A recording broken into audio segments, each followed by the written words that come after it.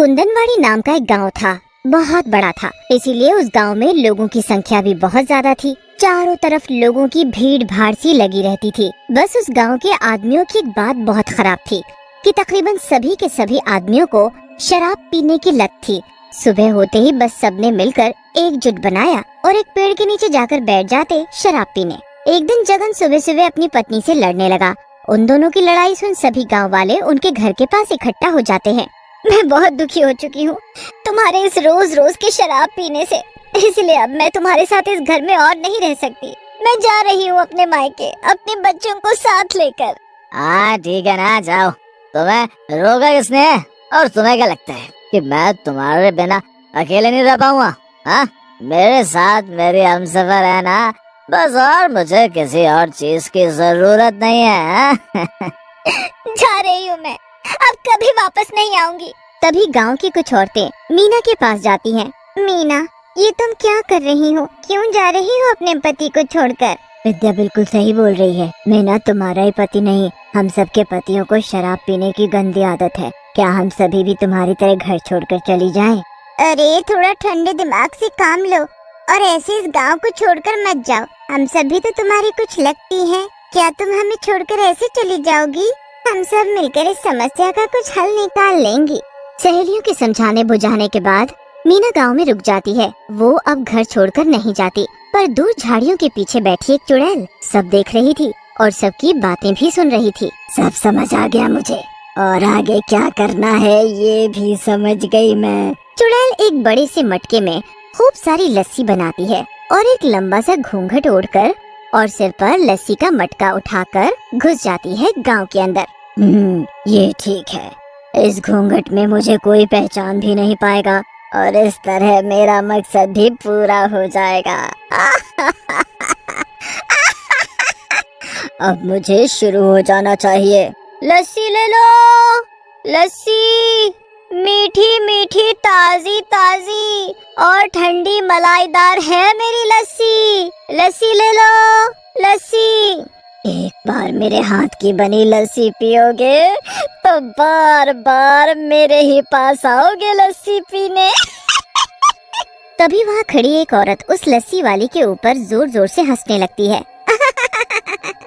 तुम्हें पता नहीं कि तुम गलत जगह आ गई हो। इस गांव में तुम्हारी लस्सी कोई नहीं पिएगा। तुम ऐसा क्यों बोल रही हो? गांव गांव जाकर लस्सी बेचना मेरा धंधा है और सभी लोग बड़े खुश होकर मेरी ये लस्सी पीते हैं। फिर यहाँ क्यों नहीं? हाँ? अरे तुम्हें पता नहीं, इस गांव में सभी आदमी तो शराब पीकर दिन रात नशे की हालत में पड़े रहते हैं और मजबूरी में गांव की औरतों को काम पर जाना पड़ता है। इसीलिए तुम्हारी ये लस्सी तो ये शराबी लोग पीना तो दूर की बात, इसे छुएंगे भी नहीं। हाँ। कोई बात नहीं, पर तुम तो यहाँ हो ना, तो तुम ही पी लो मेरी मलाईदार लस्सी। बस एक गिलास 2 रुपए। अच्छा ठीक है, तुम इतना बोल ही रही हो तो पिला दो लस्सी अपनी। चुड़ैल की लस्सी पीते ही ममता के मुंह से वाह निकलता है। आहा, ये तुम्हारी मलाईदार लस्सी तो वाकई बहुत स्वादिष्ट है। मुंह में जाते ही मानो पूरा शरीर ठंडा हो गया और इसे पीते ही कितना तरोताजा लग रहा है। तुमने लस्सी नहीं मानो कोई अमृत पिलाया हो मुझे। अगर तुम्हें मेरी लस्सी इतनी ही स्वाद लगी और अमृत जैसी लगी तो एक गिलास ये अमृत अपने पति को नहीं पिलाओगी? नहीं नहीं, ये काम मैं नहीं कर सकती। अगर मैं ये लस्सी का गिलास अपने पति के सामने लेकर गई तो मेरा पति मुझे बहुत मारेगा और मुझे घर से भी निकाल देगा। फिर मैं कहाँ जाऊंगी? अरे डरना छोड़ो और मेरी बात मानो। अपने पति की शराब की बोतल को खाली करके उसमें ये लस्सी भर दो। मैं तुमसे वादा करती हूँ कि तुम्हारे पति के मुंह में ये लस्सी जाते ही वो शराब पीना छोड़ देगा, क्योंकि उसे मेरी इस लस्सी की आदत हो जाएगी। देख लो। अगर ऐसा करने से मेरा पति शराब पीना छोड़ देगा तो ये काम मैं जरूर करूँगी। लाओ, दो मुझे ये लस्सी। लस्सी देकर चुड़ैल वहाँ से चली जाती है।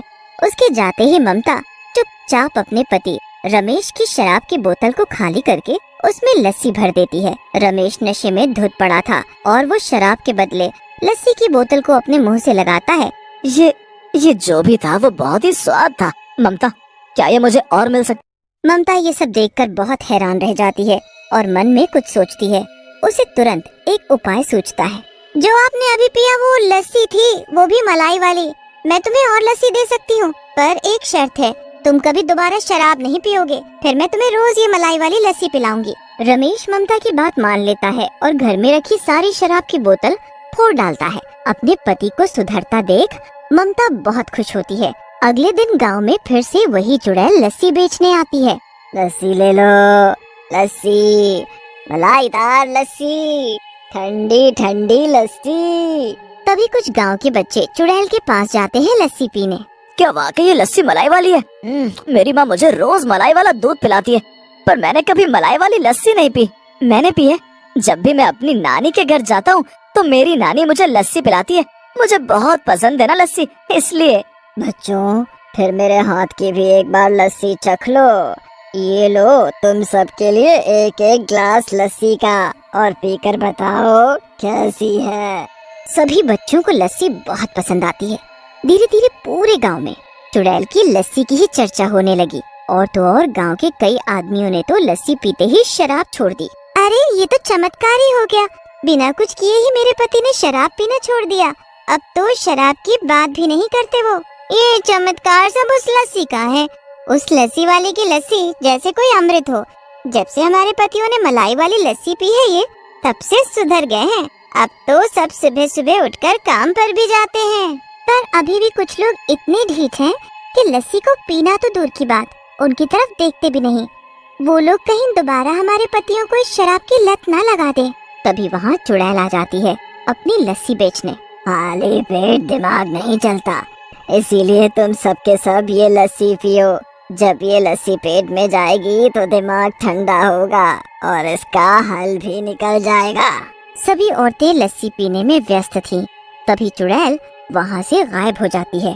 तुम्हारे हाथ की बनी लस्सी पीकर वाकई आनंद आ जाता है। आखिर क्या मिलाती हो इसमें? अरे ये लस्सी वाली कहाँ गई? रोज आती है हमारे गांव में लस्सी बेचने, पर ना तो कभी उसका नाम पूछा और ना ही उसकी सूरत देखी, और ऐसे अचानक कहाँ गायब हो गई। तभी वहाँ राम दुलारी का पति मोहन आ जाता है। तुम सभी औरतें ये ठीक नहीं कर रही। तुम मेरी पत्नी को बहला फुसलाकर मेरी शराब छुड़ाना चाहती हो। आज मैंने उसे रंगे हाथ पकड़ा है, मेरी शराब की बोतल में लस्सी डालते हुए। अब तुम्हारी और तुम्हारी इन सहेलियों की खैर नहीं राम दुलारी। अरे मुझे बचा लो, नहीं तो ये आदमी मुझे मार डालेगा। अगर मुझे कुछ हो गया तो मेरे बच्चों का क्या होगा? हमें मिलकर एकजुट होकर इन शराबियों के मुंह जबरन लस्सी डालनी होगी। अब तो बस यही एक रास्ता है अबला नारी को बचाने का। पर हमारे पास लस्सी नहीं है और वो लस्सी वाली भी कहीं गायब है। अब उसकी जैसी लस्सी कहाँ से लाएं? मैंने एक बार देखा था उस लस्सी वाली को जंगल की तरफ से आते, शायद उसका घर वहीं कहीं हो। चलो सब जंगल, हमें अभी उससे लस्सी लानी होगी। एक बड़ा सा डंडा हाथ में उठाए मोहन राम दुलारी के पीछे उसे मारने के लिए भागता है और उसके पीछे पूरा गांव। राम दुलारी भागते भागते जंगल के पास पहुंचती है और लस्सी वाली को ढूंढने लगती है। कहाँ हो तुम? मेरी जान बचा लो, मुझे बहुत जरूरत है तुम्हारी लस्सी की। अब वो ही जान बचा सकती है मेरी। तभी कुछ लोगों की नजर वहाँ दूर रखे बहुत सारे मटकों पर पड़ती है। वो देखो उधर कितने सारे मटके हैं। ये सभी मटके मेरे हैं, मैंने रखा है इधर। चुड़ैल को देखकर पूरा गांव डर से कांपने लगता है। चुड़ैल मोहन के हाथ से डंडा छीन लेती है। इतने दिनों से मैं तुम्हारे गांव में आ रही थी, तब तो तुम में से कोई नहीं डरा, तो अब क्यों डर रहे हो? हाँ, मैं वही लस्सी वाली हूँ जो तुम्हें इतना स्वादिष्ट लस्सी पिलाती आ रही हूँ। पर अब नहीं, इन मटकों में मेरी बनाई हुई आखिरी लस्सी है। तुम सभी औरतें अगर अपने पतियों को वाकई सुधारना चाहती हो तो सुधार लो। वो रखी लस्सी तुम्हारे सामने और ये रहा मेरे हाथ में डंडा। तभी राम दुलारी चुड़ैल के हाथों से डंडा ले लेती है और गुस्से में, उठाओ इन लस्सी के मटकों को और पियो इसे। अगर नहीं पिया इसे एक सांस में तो यही डंडा पड़ेगा, और अगर उसके बाद भी बच गए तो वो चुड़ैल नहीं छोड़ेगी तुम्हें। मोहन तो क्या, पूरे गांव के आदमी लस्सी का एक एक मटका उठाते हैं और पी जाते हैं, सारी लस्सी गट गट करके। फिर क्या था, लस्सी पीने के बाद सभी आदमी अपनी अपनी पत्नियों से माफी मांगते हैं और ये भी वादा करते हैं कि अब वो कभी शराब को हाथ भी नहीं लगाएंगे। गांव की औरतों को दुखी रोता देख मुझसे रहा नहीं गया, इसीलिए मैंने ये जादुई लस्सी बनाई और एक एक करके सभी को पिलाई। पर अब सब ठीक है और मेरा मकसद भी पूरा हुआ। अब मैं चलती हूँ किसी और गांव में कुछ और शराबियों को सुधारने। अब पूरा गांव खुश था। सभी पत्नी पत्नी में पहले जैसा प्यार, मोहब्बत और इज्जत था।